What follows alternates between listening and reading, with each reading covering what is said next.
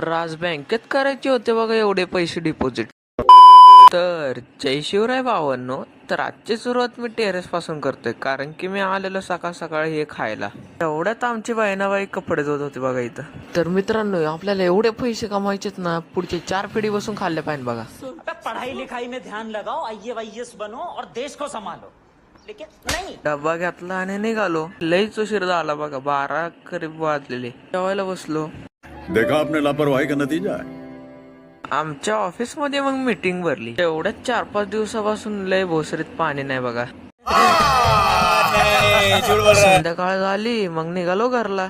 घरचा ब्लॉग काय एवढा काढता नाही आला, पण मित्रांनो हा स्टॅच्यू कसा आहे तेवढं सांगा नक्की कमेंट मध्ये. बात तो सही है.